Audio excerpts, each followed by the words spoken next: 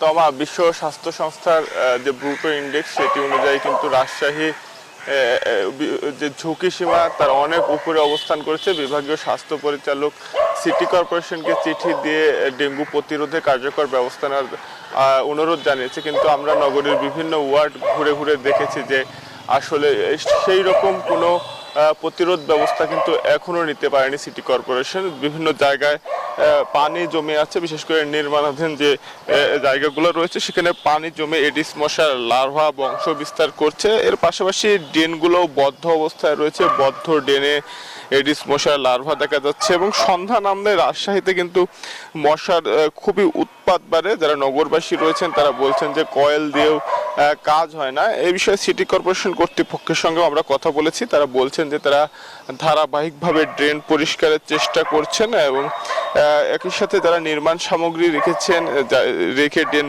বন্ধ করে ফেলেছেন তাদের সাথেও তারা কথা বলছেন, অনেক ক্ষেত্রে ব্যবস্থা নিচ্ছেন। তবে সার্বিকভাবে তাদের যে কার্যক্রম সেটি চরমভাবে ব্যাহত হচ্ছে বলে কিন্তু তারা জানিয়েছেন। আর বিশেষজ্ঞদের সঙ্গে আমরা কথা বলেছি, তারা বলছেন যে বদ্ধ ড্রেনেজ ব্যবস্থা সচল করতে হবে, পাশাপাশি বাসা বাড়ি সহ বিভিন্ন স্থানে জমে থাকা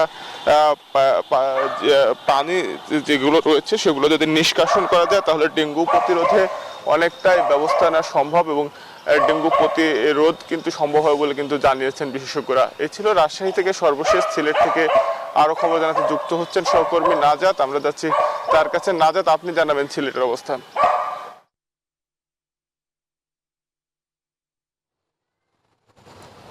ধন্যবাদ মর্তুজা। সিলেটের কথা যদি বলি, সিলেটে কিন্তু ডেঙ্গুর যে সংক্রমণ সেটি কিন্তু তেমন না থাকলে হামের প্রকোপ কিন্তু এখনও কমেনি। সিলেটে বিভিন্ন হাসপাতালে কিন্তু এখনও রোগী ভর্তি হচ্ছেন এবং এখনও কিন্তু মৃত্যুও হচ্ছে। এখন পর্যন্ত সিলেট বিভাগে কিন্তু 88 জনের মৃত্যু হয়েছে হামের উপসর্গ নিয়ে এবং যাদের মধ্যে একজন হচ্ছে শিশু, বাকি সবাই একজন হচ্ছে প্রাপ্তবয়স্ক, বাকি সবাই হচ্ছে শিশু। আমি যদি একটু তথ্য জানিয়ে রাখি, বিভাগের মধ্যে সুনামগঞ্জ জেলায় সবচেয়ে বেশি মৃত্যু হয়েছে 38 জনের। স্বাস্থ্য অধিদপ্তর এবং যারা চিকিৎসক আছেন তাদের সাথে আমরা কথা বলার চেষ্টা করছিলাম। তারা যেমনটি বলছেন, আসলে হামের প্রকোপ কিন্তু গত কয়েকদিনের তুলনায় কিছুটা কমেছে, শনাক্ত এবং মৃত্যু সংখ্যাও কিছুটা কমেছে, যার ফলে কিছুটা স্বস্তি বিরাজ করছে সাধারণ মানুষের মধ্যে। এবং কিন্তু এখনো পুরোপুরি কিন্তু হামের যে প্রকোপ সেটি আসলে নিয়ন্ত্রণে আসেনি।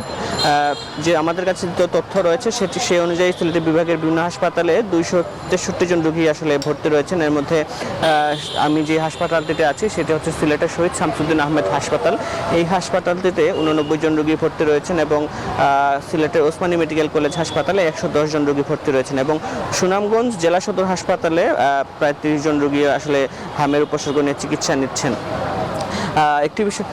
একটি বিষয় হচ্ছে চিকিৎসক কিন্তু তাদের সাধ্য অনুযায়ী যে চিকিৎসা সেবা তারা চালিয়েছেন এবং তারা যেটি বলছেন স্বাস্থ্যসেবা নিশ্চিত করতে হবে এবং শিশুদের টিকা যেটি আছে সেটি আসলে দিতে হবে।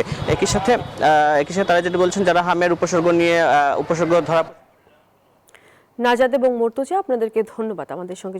Bashundhara public school and college 2026 শিক্ষাবর্ষে ভর্তি চলছে।